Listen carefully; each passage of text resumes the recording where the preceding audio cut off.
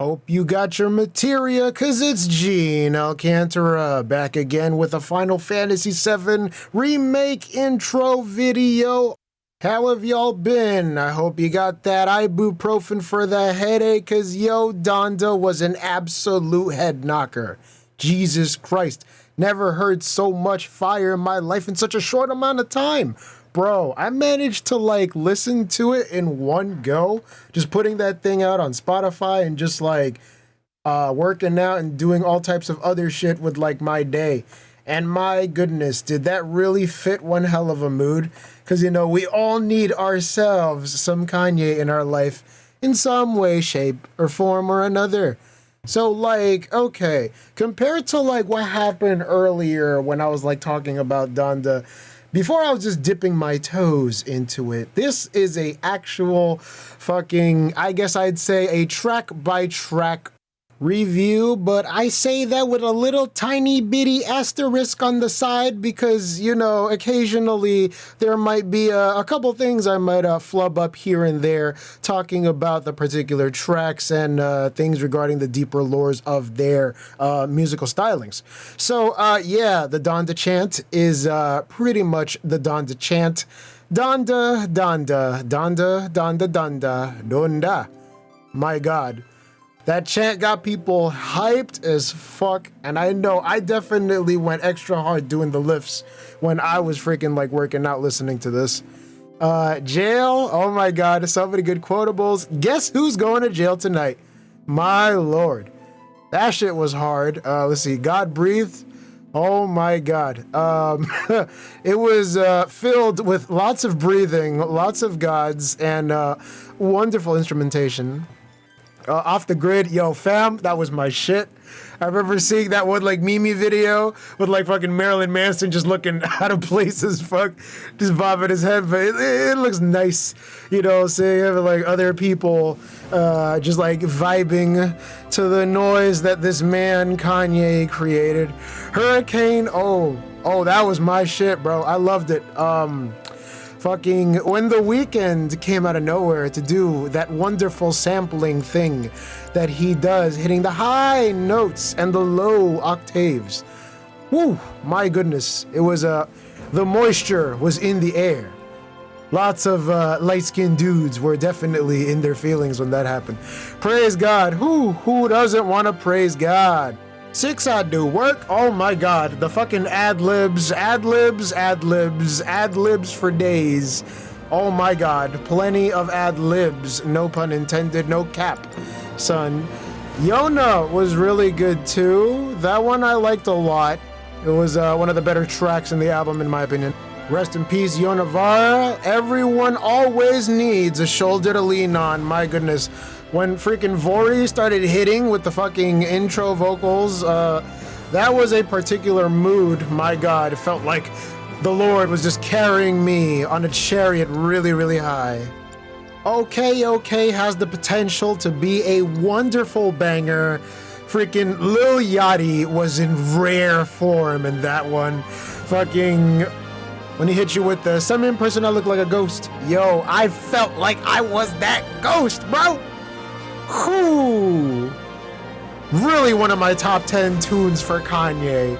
When Yachty said, I got more home runs than Babe Ruth, I believed him. I felt that.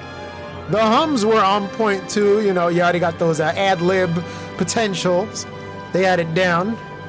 Junior, oh Lord, the chord progressions, loved it. When the organs was hitting those notes, my God, that was very, very groovy, very church gospel-y vibes right there. Well, like the entire album, but Junior Watanabe on the ooh, one of those songs that you could play while you running or doing all types of other styles of cardio, something that's, a little upbeat, something that keeps you motivated for when you want to do a couple more laps around the gym or running in the track in good shape. Believe What I Say is another great song, very soulful little chords and vibes there. Kanye still repeating the non-stop quotables. Why are you waking me up at 5:30? I can already see the IG girls lining up their quotes for the week. 24. Oh God, 24. When the sample came in with the "Dear God, you can make it all right. Only you can make it all right," I was like, fam, I felt like God in that moment. Shit was pure heat, fire. When Remote Control came on, and Kanye was just like, yo, I was in my hovercraft, had another laugh. Fam, I am pretty damn sure that like Tesla or Musk or one of those people just fucking sent him one of those like prototype like flying cars or some shit. Like, yo, I'm pretty sure he's got something like in the background, you know, just waiting to like stun on people in like the next couple of years or so. But oh my god, you know, freaking Young Thug was on his shit too, because it's like, you got this on remote control, got it on remote control. Whoa, whoa, whoa, whoa. My goodness, he was going ham on that one as well. Freaking, I live on the Titanic, rock the boat. Oof. And the ad-libs, hopping out the brand new roll, skirt, skirt. Oof. Nothing but just quotables galore. This entire album, pretty much everyone could just see that. And let's not forget fucking Moon. Whoo. Don Toliver with his fucking high-ass angelic voice hitting it up. I wanna go to the moon. Don't leave so soon. When he said don't leave so soon twice, yo, I got chills, bro. How could I get through? My goodness. And then like when freaking Cuddy comes in and he's just like, with the guitar coming in on his Haitian flow, he's like, here we go, strapping we up. Never forget all the memories. I'm like, fam, my god, he was like speaking to the soul right there, bro. Sometimes there are just some things that we can just never forget like that. These guys were fucking going in. They were a duo I never expected, but we all loved. That was a fucking thing. Heaven and Hell. When that 20th Century band sample came out, I was like feeling a little giddy, not gonna lie. I really loved seeing that particular group like get mentioned in like modern music nowadays and stuff. Still listening to some of the older songs in their catalog. But yo, when fucking Kanye starts going in, fucking like with the music getting more and more, I guess, intense as like the song continued, fucking when the beat dropped, and he was like, yo, make the devils pray now. Devil, lay down. Devil, lay down. And the entire chorus just starts like fucking yelling and shit in the background. I was like, ah! That was a spiritual experience, fam. Not really much for like religion and shit like that, but that moment made me want to believe, son. My god. Let it grab, bro. That was a tough tune, bam. It's still not gonna beat this beat drop though. You're gonna hear it pretty soon.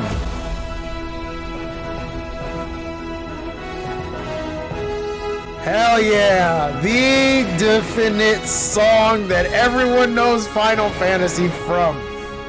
This shit, you could blindfold someone and they'll know that, oh yeah, hearing these notes, you definitely playing an FF game. Holy shit, we finally get to see this. Well, better late than never, but still not exactly in the way we had hoped for it to be.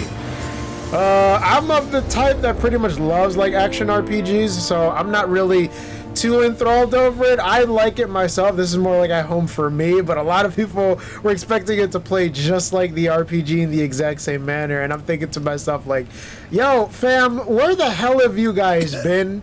It is an entirely different age and an entirely different time. Yeah, I would have loved to see some more elements from Crisis Core like pop up, because like that was well, it's not necessarily my foray into like Final Fantasy VII. My foray initially like started with 14-year-old Gene getting a burned copy of Final Fantasy VII Advent Children from a friend of his that got it from like some Chinese merchant or something at a barber shop. Because you already know when niggas are getting their cuts, bro, there's already like one or two people that be hopping into the store over there in like Jersey City or some other type of like inner city place that's always selling a bunch of like at theaters movies with you know, middling quality. Not exactly the best quality that you can pick up, but you know, it did its job for the time. Back then, not that many people were splitting hairs over HD content. Broadband was still on the up and up, and people were just barely dabbling into like the world of stuff like Flash and how to manipulate items so that you can download stuff online. I mean, back then, like, you had to really like mess around with a company like LimeWire or some other type of torrenting that allows you to pick up like several items that you could download online. And even then, it was more of a crap shot because, like, if you thought gambling and people had issues with gambling right now, try downloading a file of a music track that you want to pick up online back then. Holy shit, you might as well just like download a virus and fuck your entire shit up. Because like back then, you never really could tell what you could get. Like, sure, you could download like a copy of like Eminem's like 8 Mile movie, but then like you end up getting a long drawn out speech of like Bill Clinton's addressing of the Monica Lewinsky situation. Yeah, that was literally like all over the news back at the time. But then again, it was a different time, a different place, different ideas for different people. So, yeah, back to the Kanye retrospective of Donda. The title song is, of course, very, very heartwarming, very poignant. It's pretty much in... You got this. Yeah, what'd he say? It's a speech that Donda gave at some point, Miss West.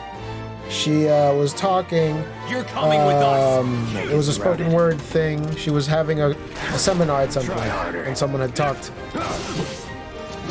And she had talked about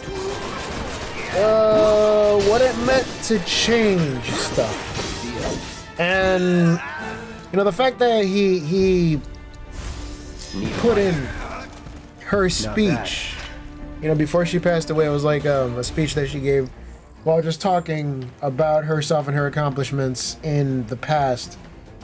And it really cut right to the heart of what the entire album is supposed to represent, more or less. You know, from the all-black cover art on the YouTube version to the abstract drawing of what is supposed to look like a mother figure on the actual album art itself. It's supposed to be an entire celebration of who this woman was to Kanye himself, the progenitor, the creator, the starter of what would eventually be a giant influence on culture as we know it. That is what she was. But above all else, she was also a mother. And anybody that has a very close relationship with their mom is going to feel some type of way listening to a song like this, because even though it's not really much of a song, it's more of appraisal of her. It's more of a celebration of like some of her higher moments, of one of her highest moments in her life. That song struck to the heart of things. It was very heartwarming, it was very poignant, it was very direct. And to be honest, this could have been like the intro to the album. It didn't necessarily have to end with the Donda chant, or start with the Donda chant, my bad. Because even though a lot of people seem to have this idea that it was just a chant to hype people up, like in retrospect, it also is a facsimile of what her last couple of heartbeats were like while she was in the operating table. So yeah, not to really put down a damper on the mood of a video like this, but yeah, I respect that decision that Kanye decided to make to make the heart of the entire album flow more cohesively. Sometimes things had to start off with a death in order for people to celebrate the life that came before, and sort of give one of those weird non-linear story samples of how the entire album can sort of be pieced together as what things were like before it got to that moment sort of thing for the album. Other than that, it transitions into Keep My Spirit Alive, Because of course you must leave the Lord in his highest regards and always make sure to occasionally speak of his accomplishments. Everything sort of melts together in this one. This was very fucking tight. Great song. Makes you feel like you're floating in the air, like holy shit. The chorus on a heavenly wave, bro. Very, very heavenly. The spirit won't die. Okay, cry. KC, good shit, fam. Those vocals were pure money. I really hope he got paid handsomely for that particular cameo, bro. One of those songs that always make you kind of look back at several near-death situations and go, holy, praise be to the highest hallelujah. Hey, look, they're doing that thing from the PS1 game. Oh, yeah, he looked at the thingy. He did the thing where he looked up at the Mako reactor. Oh well. Freaking man, if he's gonna need anyone right now, he's gonna need Jesus Lord. Because that song was an absolute fire banger. One of the top 5 songs in the fucking album. You gotta fucking show that to someone that needs Jesus Lord. Bro, that shit is gonna make you say those particular words over and over and over and over again. It's literally like on par with the Donda chant for like the top 10 quotables in the album, bro. Remember, bro, we need a lot of things, but we're always gonna need Jesus, Lord, God, bro. The 808s were catchy, the lyrics were catchy, the chorus was catchy. Everything was firing on all cylinders with that track. Would listen to it over and over again. Definitely one for the workout playlist. New Again was another Kanye hit. I can definitely see that getting a bunch of radio play if they even gave it a chance. Like, yo, fam, bro, this guy was doing really good with the chord progressions. The synths were tight. The drum beat was hitting constantly. It felt like a remix of that song, Flashing Lights. It's like an old Kanye song, but I literally got like similar like energy from that particular one.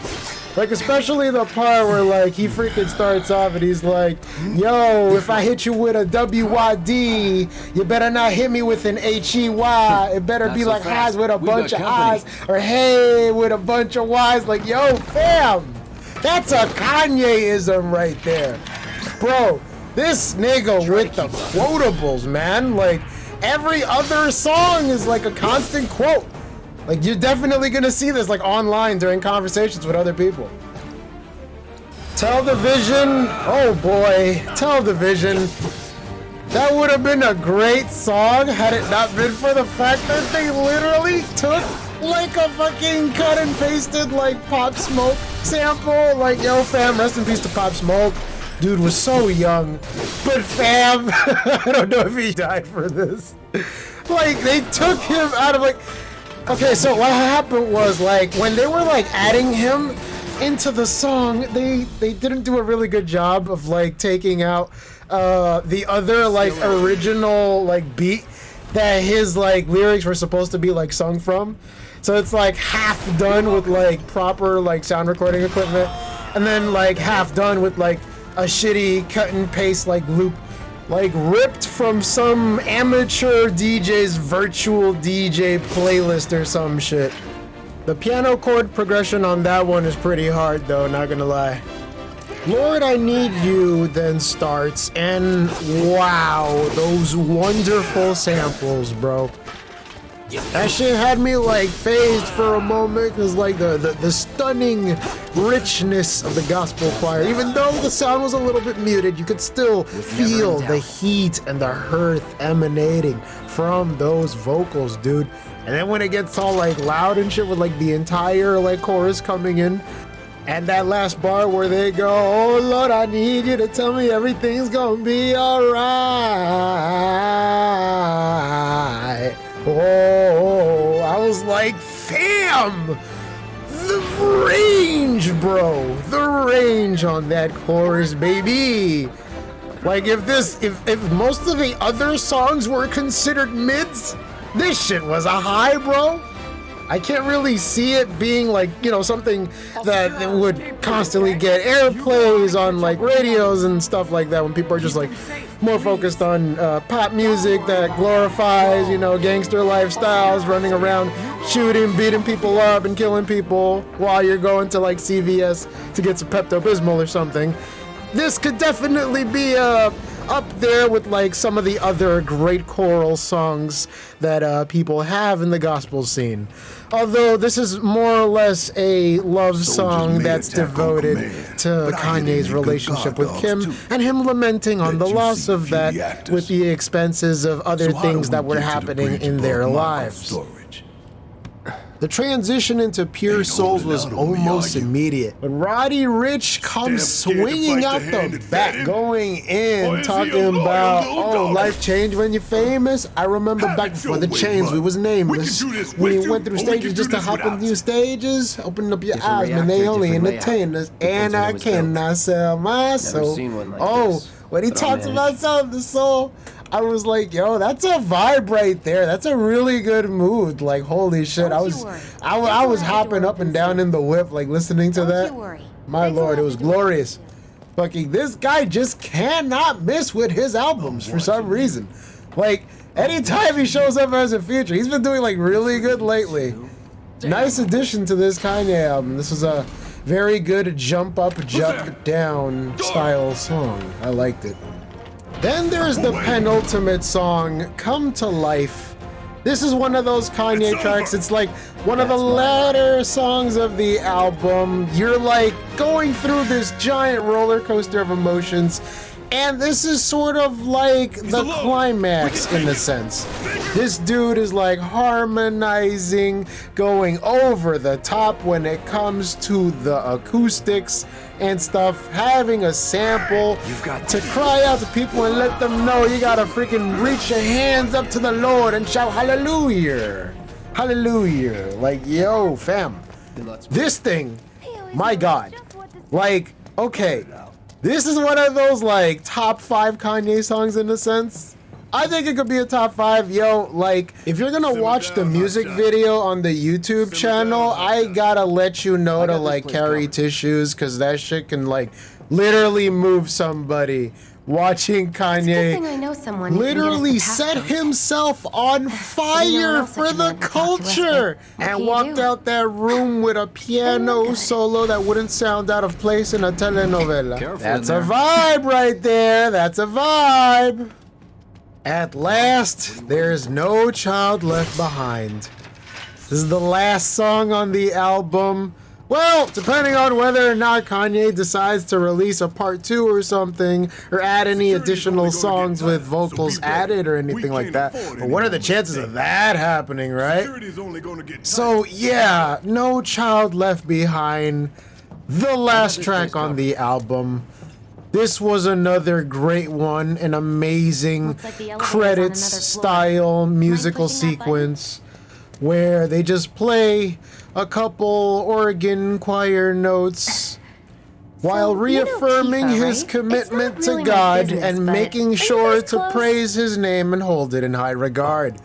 When Vori comes in talking about back against the wall, never calling y'all, always count on God, that just makes it more and more apparent that these people, no matter what happens, the man's always got your back. He's done miracles on me indeed, bro. That's all Kanye has to say. He's done miracles on him. It was... Tifa and I... I mean, that album, if I were to give it like a rating or something like that, well, coming from a guy that's like heard Kanye songs like sporadically throughout his life, I'd give it like an 8.5, almost a 9 out of 10. There was a lot of slaps, don't get me wrong, a lot of the songs slapped.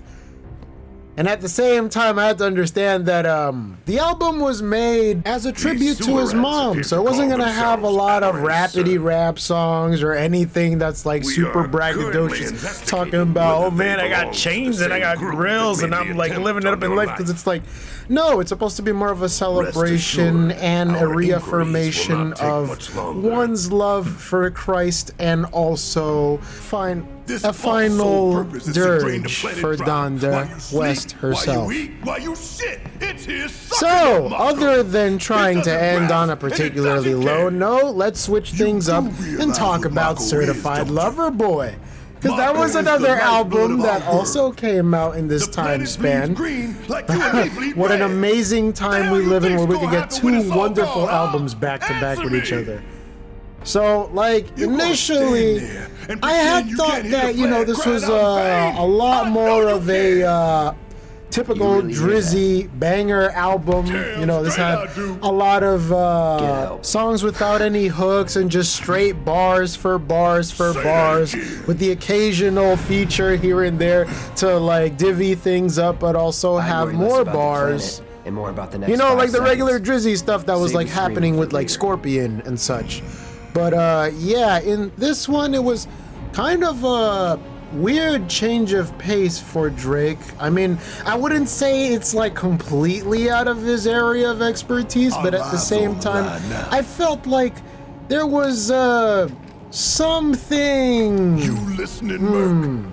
One false I don't know, I wouldn't call it a bad album per se, but I understand that well, so much for having Cloud do all the fighting. He's the type of person that would make lots of really, I can't say good songs, but the songs that he would make are of the type that have this emotional connection with people. And by emotional connection, I'm talking about one of those sad boy anthems where this guy's like sitting there crying, talking about the chick who froze you playing freeze tag in the 5th grade. Anyway, Champagne Poetry starts off the album.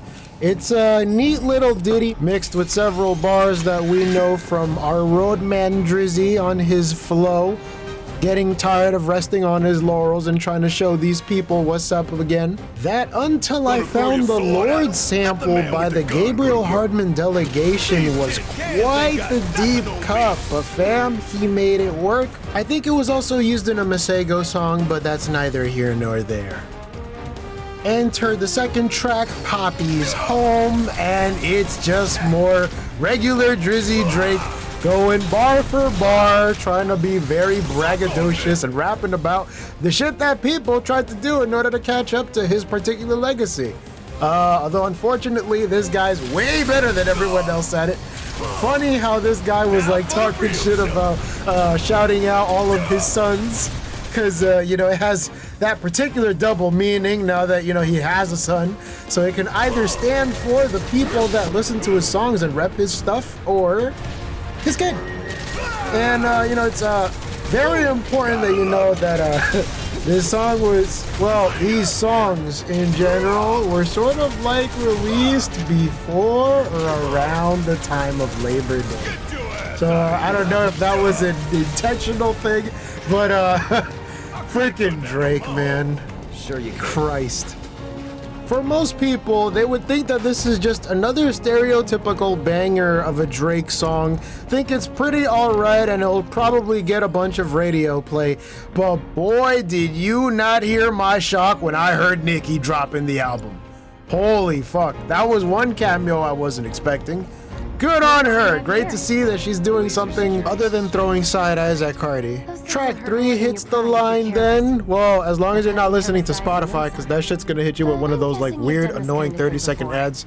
Anyway, Girls Want Girls hits the line, and yeah, this is definitely the hit out of all the other songs on the album. I can definitely see this getting constant radio play online.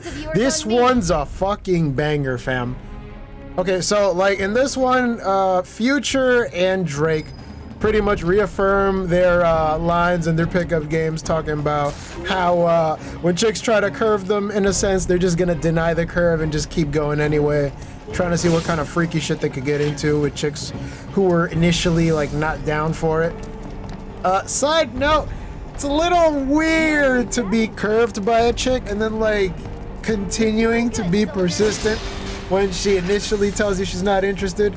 Because for many lingos and other people that are not as socially aware to dating norms, or the 12% of single dudes that are looking for a girl that they're romantically interested in, you know, because I see the analytics. You guys are watching my videos. Can't hide. When a chick tells you that she only likes girls, or she says outright that she's a lesbian, that's your cue to make the conversation quick, short, and make yourself scarce, bro.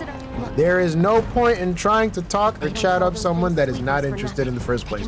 That's not exactly good advice. That shit would go fucking really south if you try to keep pushing and a person's like really not having it, fam. Just save yourself the headache and find someone that you're interested in. Lil Baby's on this song too, which is cool, I guess. When In the Bible comes on, Drake sits down and tries to give you some of that introspective flow that we know him so well at doing in the vein of Charged Up and other types of diss raps, when he's just sitting there trying to talk about a particular situation that's on his mind.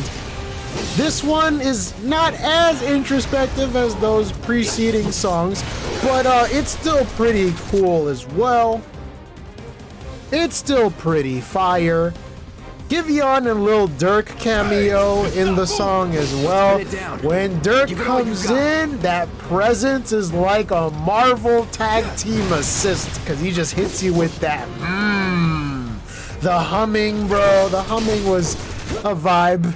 And then Drake does this little thing where he somehow raps off key, but then he raps on key again, and then the beat just continues to ride out with him talking over it, which kind of adds a nice musical accompaniment flair to the song itself. A good example of how you don't really need to do much to a great beat already and just add bars to it that makes it a fantastic song. Laval then hits deep. Drake back at it again, trying to remind us to give people their flowers before they pass away. He once again continues to yell, ain't nobody care till it's R.I.P. Speaking of R.I.P.s, we heard from a particular ghost in the rap industry, because freaking Jay-Z does a verse, fam. A 16. Straight for your head top. When the Jigga Man starts rapping, everyone shuts up and listens, because he's got knowledge. Although if it was up to me, I would definitely take the 500K. When it comes to fair trade, with Travis Scott being a feature on this track, not many bars hit as hard as that one that Drake gives somewhere nearby, where he just suddenly says, I be losing friends finding my peace, but it sounds like a fair trade to me. Fam, sometimes people are with you for seasons, for days, for weeks, for months. But that's just a part of life. Sometimes you gotta go out with the old and in with the new. Don't worry about where you're at right now, because sometimes those people, those day ones that you thought were your day ones, weren't exactly your day ones, and that's okay. It's alright to move on, and that's what this song pretty much embodies. Travis definitely killed it on this feature. Way Too Sexy is definitely awards bait. I mean, saying how it's number one for trending on music on YouTube right now, I wouldn't be surprised. This is definitely having all the trademarks of a song that would definitely be a hit online. It's a braggadocious swag rap with Future and Young Thug talking about fucking bitches and getting money. What else is there to say? Future does his part because him being a frequent collaborator of Drake just continues to add the pepper to the spice that is this particular broth that they got together, and then Young Thug just continues to add that little spiciness, the spice, the cauliflower, the bell peppers to this stew that they're cooking right here with Drake as the chef. It's another great song. that I don't really have any particular opinion of because I'm just completely neutral about it. Go on, shoot. It's not too good, it's not too bad, but it's just expected. It's par for the course.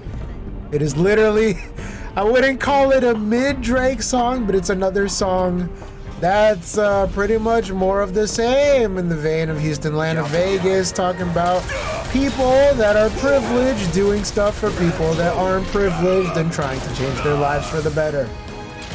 TSU is the following song, and well, for most people, the song has already come out in a sense. This was a previously unreleased track that Drake had made earlier called Not Around.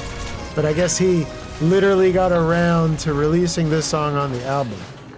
And this is a song more or less about a relationship that occurs between this dude who has a whole lot of money, who's financially stable, and a chick who's studying at an HBCU.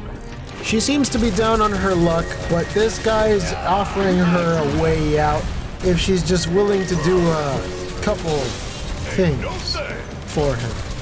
Now, I also have to preface this with another side note, letting you know that this song has a very, very small writing credit that's attributed to R. Kelly over a sample of a sample. It's a big licensing fiasco type thing. But he's more or less had like almost nothing to do with the song. So I wouldn't like let that detract from the song itself, although it does lean on the creepier side, seeing that it is a presumably older person taking advantage of a young college girl who's potentially not as financially stable as him in order to continue doing this thing that they're doing. Seeing as how, according to the song, she doesn't really have the support of her mother and father. It's just sort of like some girl who's just like on her own. And he's willing to help her make this thing work in exchange. So, yeah, make of that what you will. I'm just here for the Not paycheck. exactly a good song you'd want to listen to constantly, but it's a song that was made. It's there. It was, you know, hidden under wraps, but until then, it just came out now. In Too Deep follows, and it's another Drake song that's all spacey with the 66 beats per minute type flow. It's kind of slow, it's kind of out there. It's Drake talking in a certain way with something a little off key, but it's not because everything's arranged that way. When he starts hitting people with the high-low mix-up of the overtones in his voice, it kind of just causes a lot of people just to lose their shit utterly. And, you know, shout out to the Houston people for having their intros and their shout-outs, their proper roses, paying homage to those Houston rappers like Bun B, Pimp C, all them dudes. And then when the beat switch hits in the second half, holy bro, the entire hood would show out for that.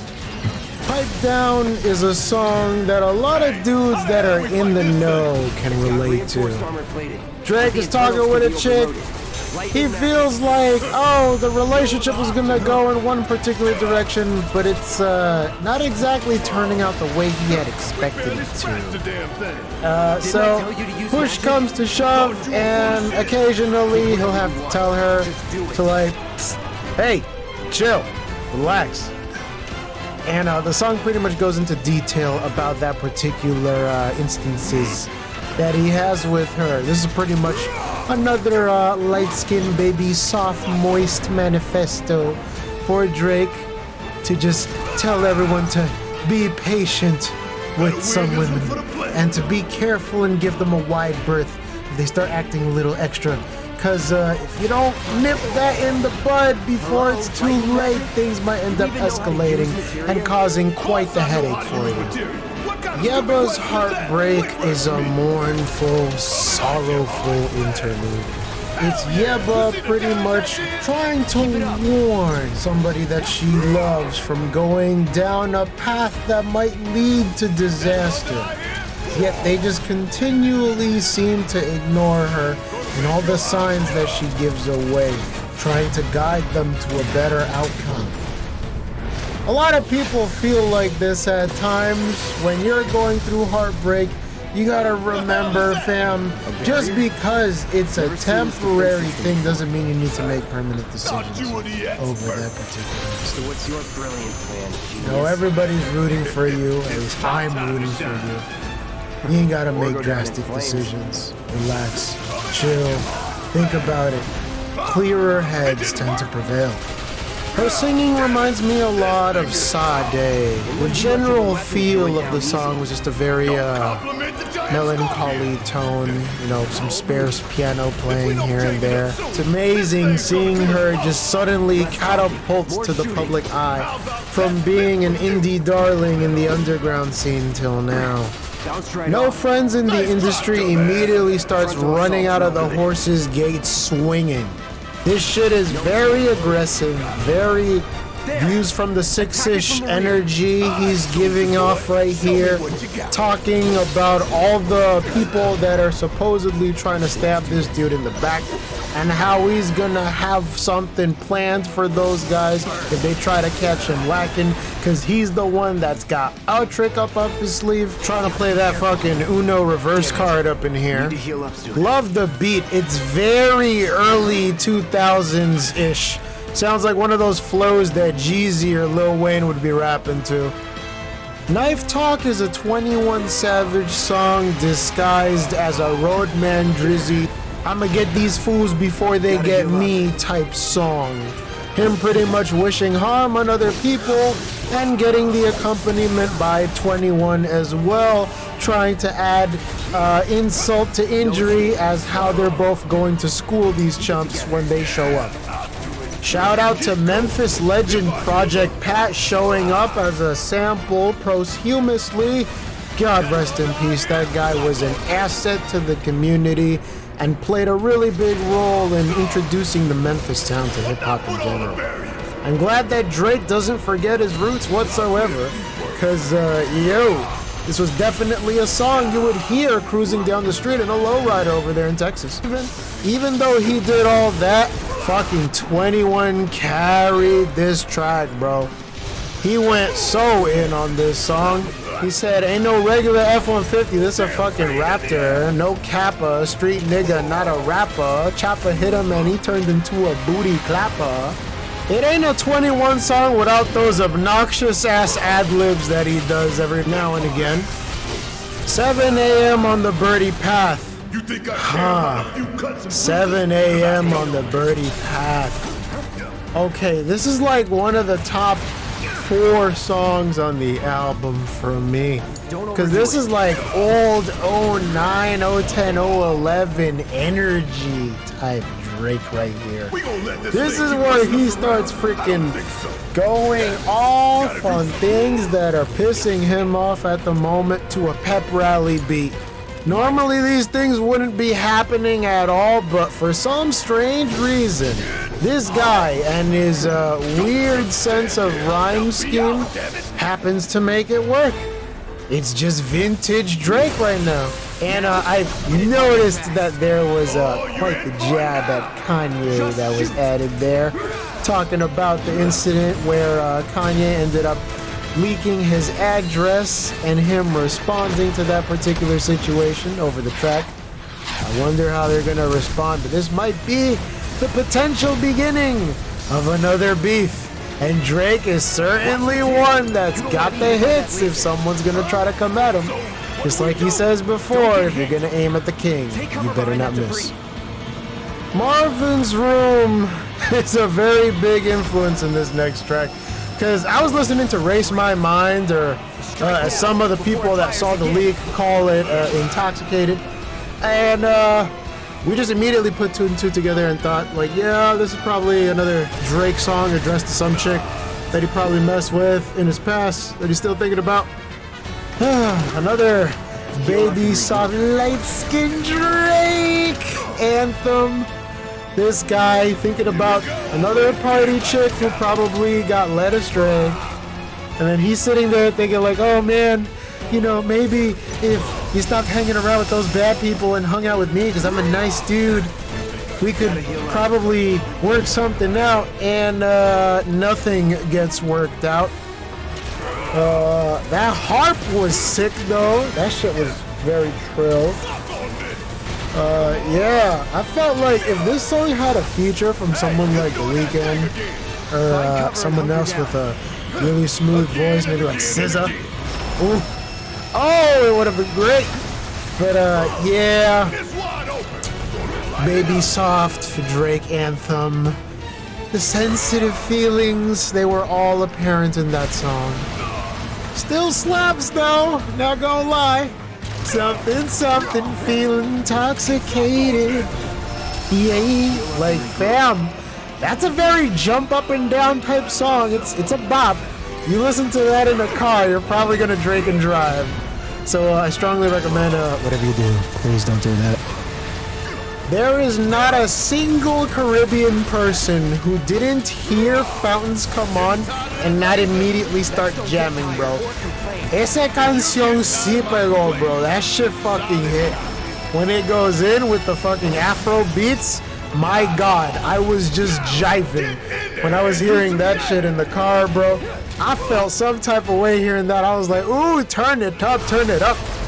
That was that island drizzy flow. You definitely hear this at a cocktail bar or something. People would definitely play this. You know, at like, if this was a song that was gonna have crossover appeal for like people that were like in Latin-speaking countries, this would probably be the song. I don't know who that Thames lady was, but we gotta hear more from her, cause her voice was mwah, chef's kiss on that track. Get Along Better is a song about one of Drake's past loves, who they could have sorta kinda maybe had a thing, and then that thing ended up dissolving in a particularly bad way. So he ends up doing the Drizzy Drake thing of dating her friend instead. And then that ending too, and seeing how it all came out, but not really having any ill will or bad intentions for each other.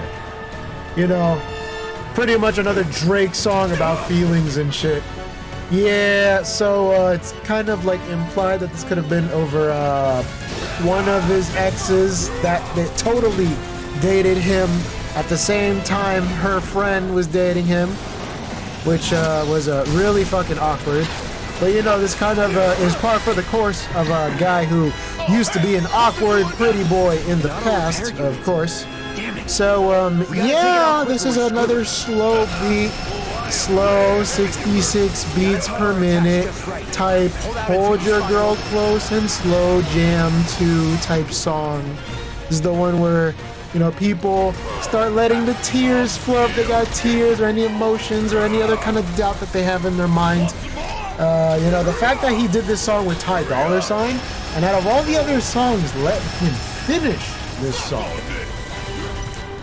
kind of stands out in particular. This is, you know, one of those last calms before the storm, so to speak. Because the rest of the songs, they're gonna be a little bit more aggressive than this. When I first saw the like little 30-second snippet that Spotify had for You Only Live Twice, I thought, okay, this is probably gonna be a song in the vein of Fancy. You know, another swag rap song that says like, hey, I'm the king, I'm up right now. Y'all suck cause you're down right now. Eat me, bro, bite my dust. But boy, was I shocked and then some. This shit was fire, bro. Pure fire. Fucking great production, great drum work. That fucking beat line is fantastic, so groovy. I fucks with that heavy, bro. I love me songs with bass lines and I love songs with catchy drum beats. This shit was going ham, bro. When I heard fucking Rick Ross come in, talking about being fancy with the blue chucks, had to turn people out, leave them out by the stretches, had them stretched out, going ham on the dresser. You hear that? Damn thing Okay, no, showed it you wasn't how it's exactly done. like that, but you get what I mean, bro. on, Like, this we gotta nigga move. was going ham. I can't fucking quote the exact line because, you know, I don't want to get DMCA'd. But, fam, that shit was going in. And then, out of nowhere, like Sting, OG Tunchi Lil Wayne starts spitting bars and bars and bars and bars and bars, bro. I could not stop listening to that. It was a very infectious, hypnotic flow.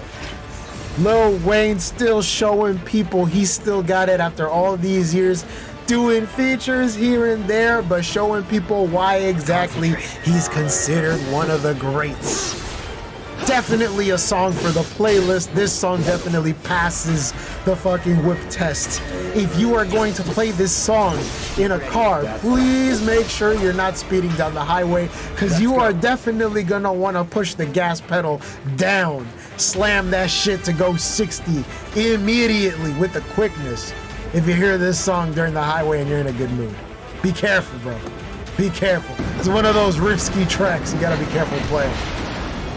As a nearing climax type song, IMY2 goes on, and it starts off with a somber, introspective, peaceful quote by the late departed Juice WRLD. He talks about dreams and making sure if you're going to go, he'd rather have it peacefully in your sleep. My hero.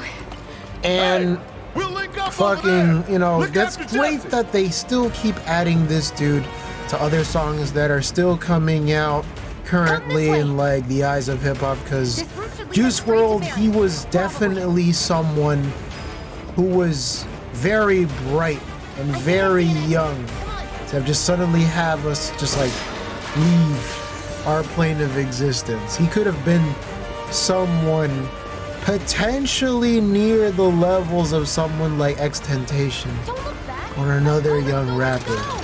Like this guy, he had ambition, he had thoughts, he had a dream.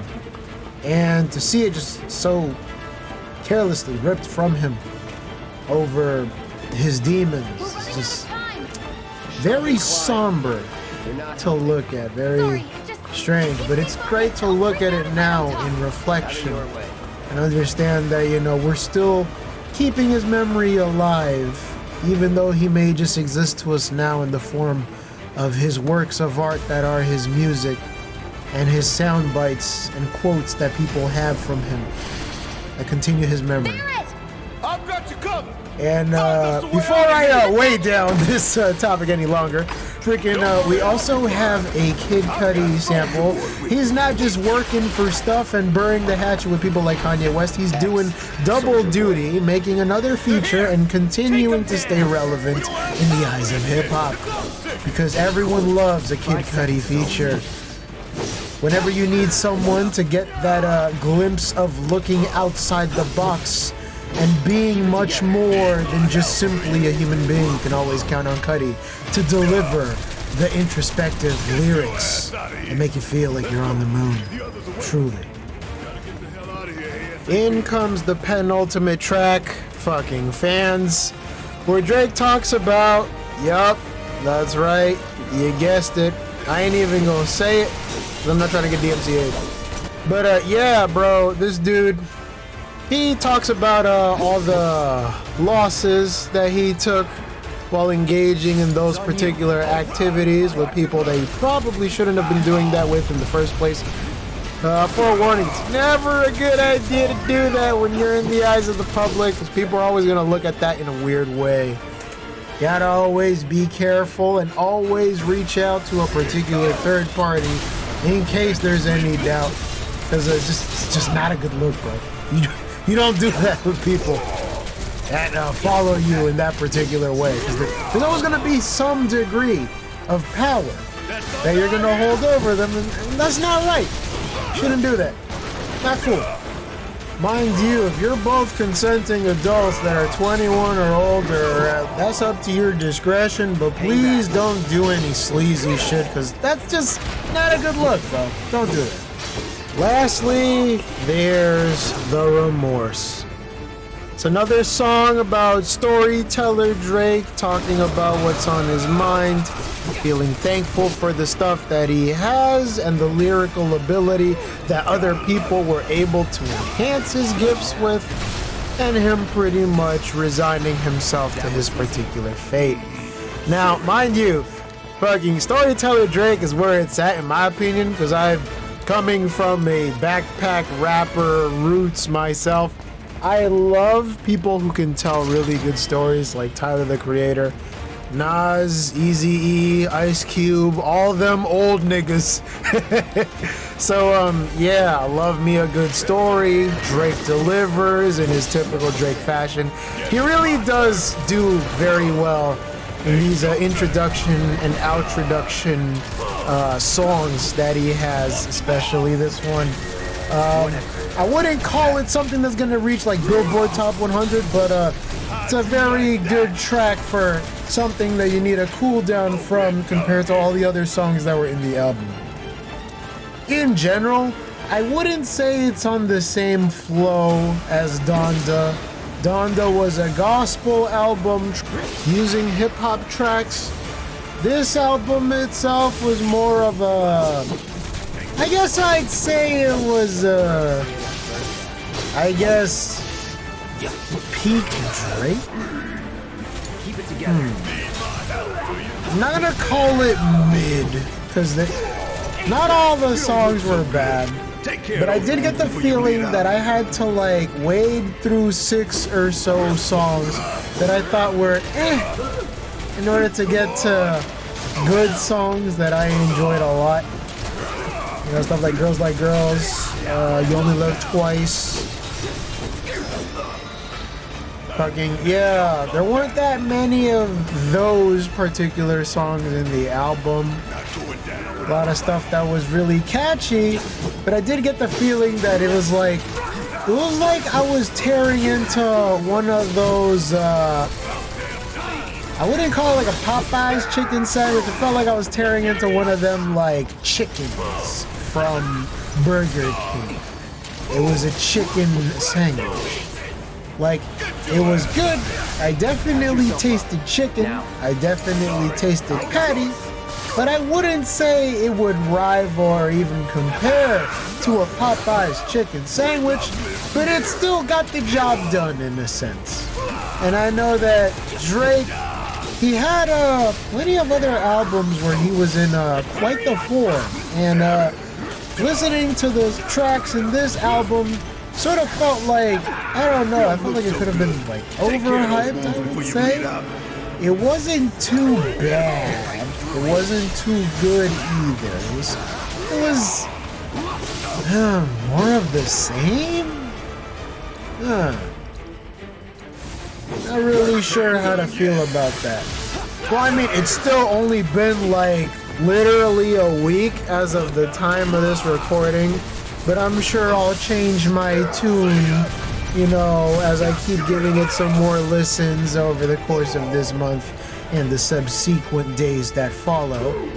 But yeah, thank you so much for listening to my impromptu review and retrospective on Donda and freaking Certified Lover Boy. I knew I had it coming after the comments on the last one, but fam, I got y'all this time, okay? I fucking got it done. I did it. I done did it. I done diddly did it. So, fuck.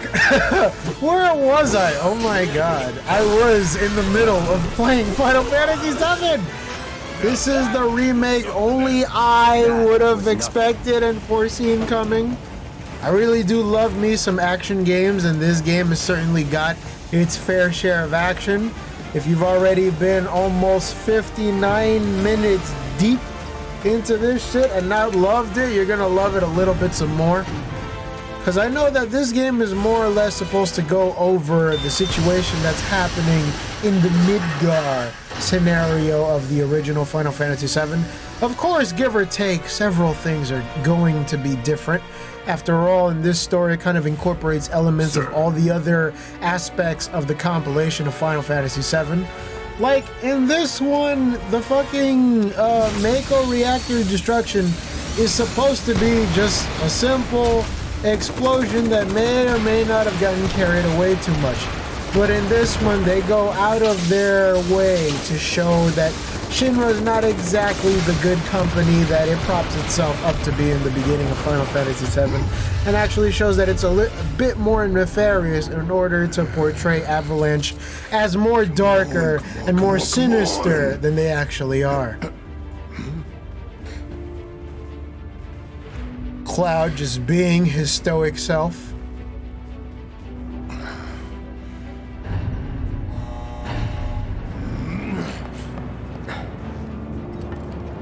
The anger in those growls. I mean, shout out to like the new voice cast that they got for this particular game. I thought that they were gonna use the older voice cast that we kind of grew up and knew and loved from like Advent Children and Kingdom Hearts, that were kind of just bootstrapped to playing those particular roles in the series. But you know, it's okay getting some fresh blood that sound very similar to their older roles. Take that as a yes. It almost doesn't sound like Cody Christian is taking over for Steve Burton, but it's happening.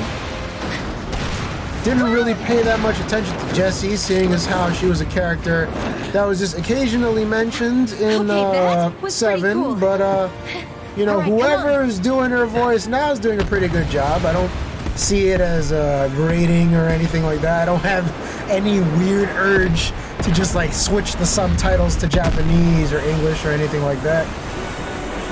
Fucking hell, look at those particle effects. That's CG, baby. We are truly in a different age. If only I played this on the PS5, but not. You're getting this PS4 footage, baby. Good lord. Yeah, that's definitely gonna leave a mark. Mein Gott. Shit, I want to know what the fucking taxes are gonna be like for the people now.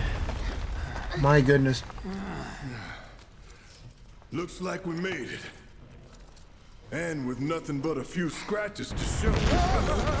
It doesn't seem like it, seeing as how they take lots of care to just like be careful with each other. Triggered a reaction with the Mako? Well, let's hope the city's still in one piece. But the planet's what matters, right? That's the point, my guy. I mean, this must have helped some. Yeah. After all that, it had better have. Anyway, let's get going. We in Sector 8? I hope so. Down there. All right then, lead the way. You got it. Better follow them. Watch out for live wires. They're everywhere. Don't want to get shocked. I noticed that there's like a little materia thingy on Cloud. The air in here reeks. Can't wait to get out in the open. Glad that they fixed that. I always wondered where he stored his materia. Man, what is that? I've never smelled anything so foul. Oh, it's me. Gotta do something about that. And soon. Y'all could really use a shower, all that running and stuff. Ooh! God, I don't even want to know what the fuck they smell like over there.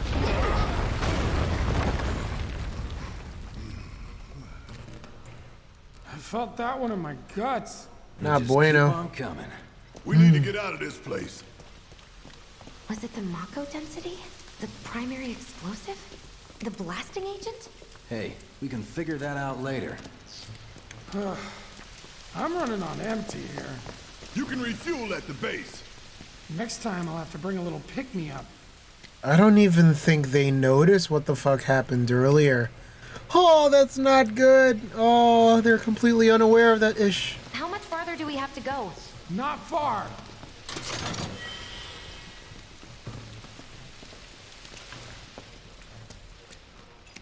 That's about as good a place as any. Stand back then. I'll set the bomb. Can't wait to see you, Marlene. Can't wait to take a hot shower. Great that they're still mentioning Marlene, although I don't know if she was mentioned in the original version too. Just playing it by ear at this point. Never really had that much sewers to traverse in the original. But I do like the way they switched it out. Uh-oh. Fire in the hole!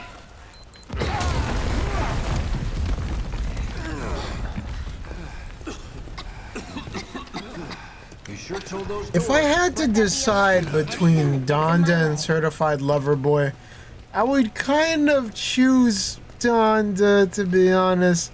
I don't know, it felt a lot more narratively cohesive. That was a better album in my opinion.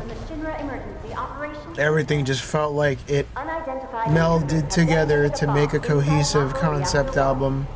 This one was just, Certified Lover Boy was just Drake doing sparse Drake stuff over the course of several days. I don't know, I gotta listen to that one a little bit more.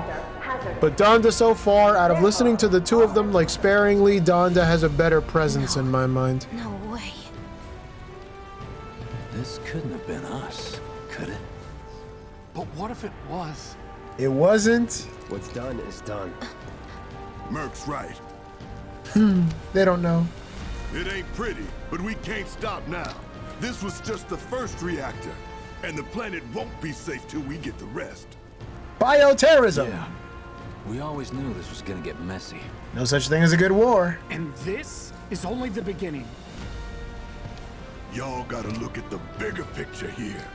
Nothing worth fighting for was ever won without sacrifice. Y'all sound like villains, bro. Though you may not be crying out, I know you're in pain, just like the planet. Barrett! But it's okay, cause I'm here for you, to help take the load off your shoulders. You can just had a little organ riff there. Your fears, your worries, your concerns, and yes, your fees. Sounding like fucking Griffith there, Whatever your buddy. problem, I got you. Alright. Johnny Charisma. So, what's our next move, boss? That's easy enough.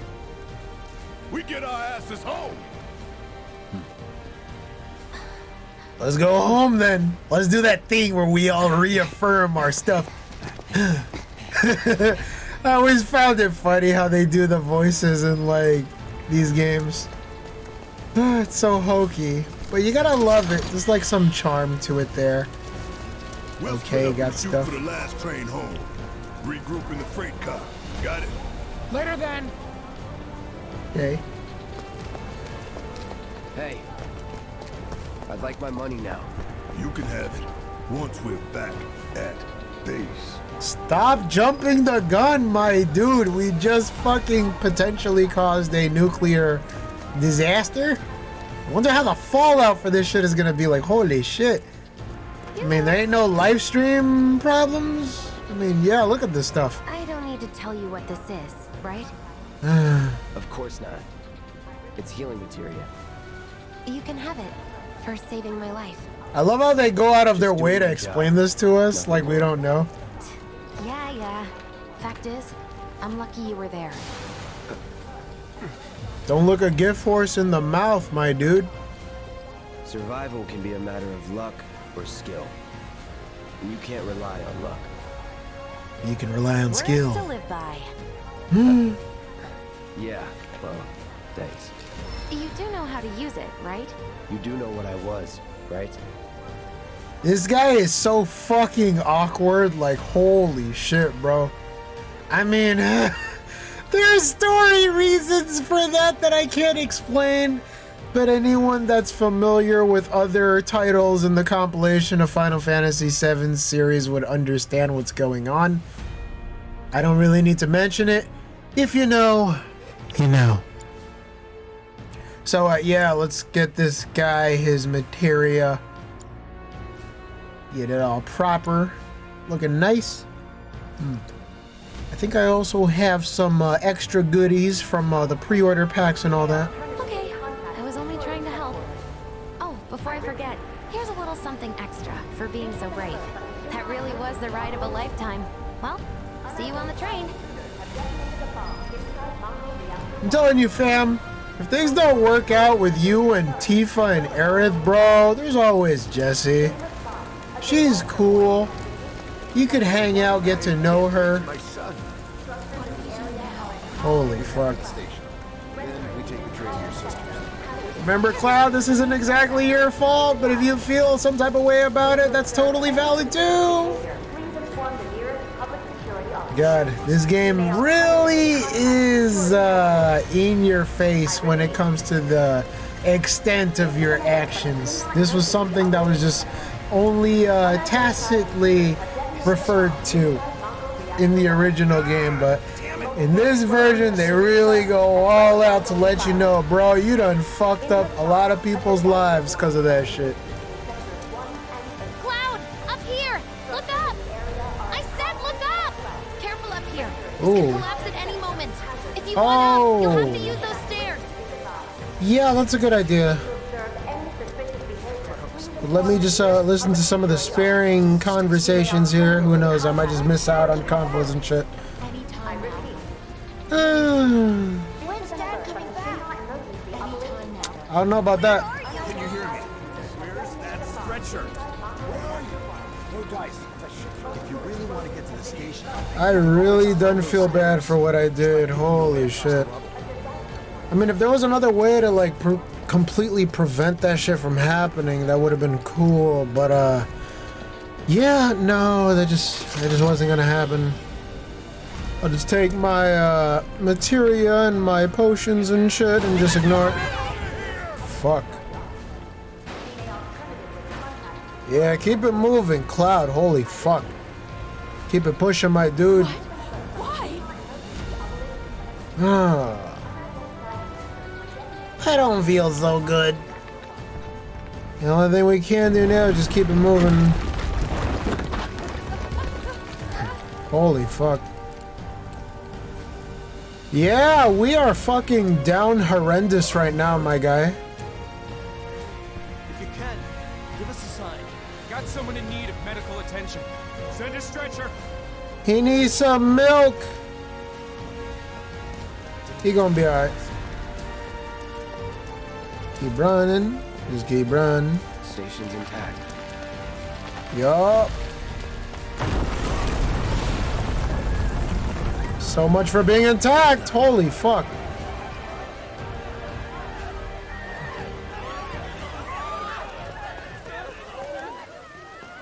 Just in case you don't know that you done fucked up, even though it's out of your area of expertise.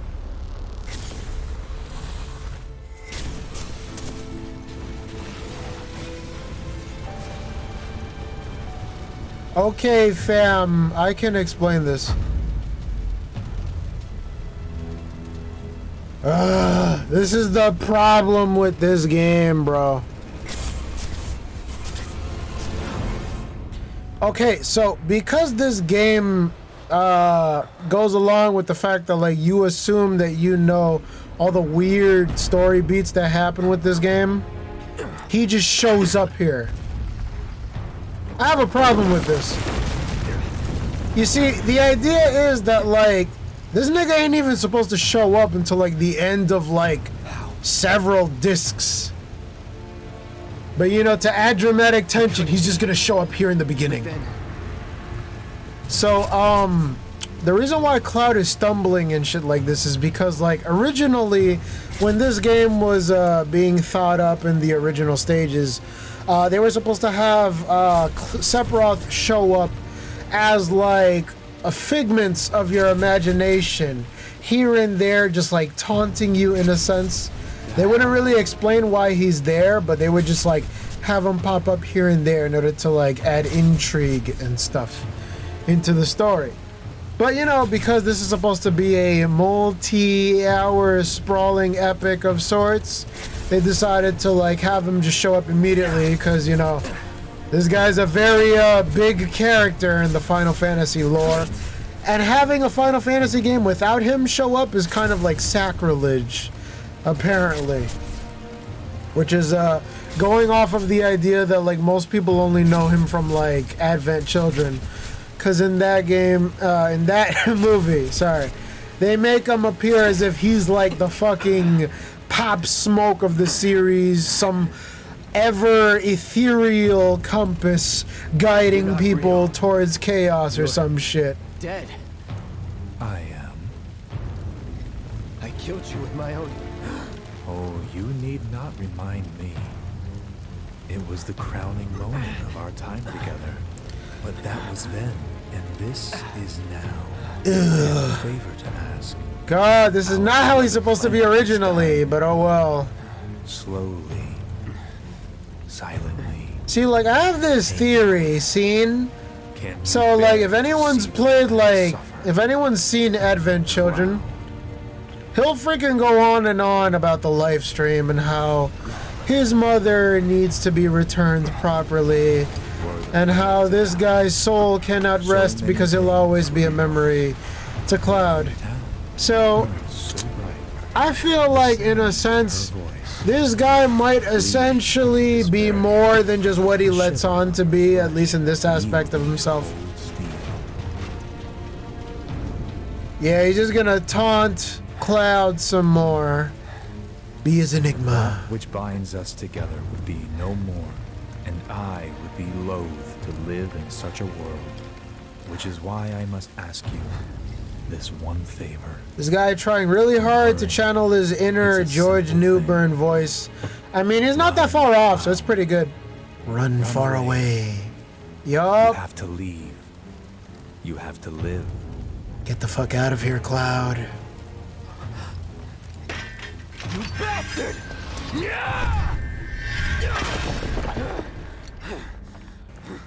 Good, Cloud. Very good.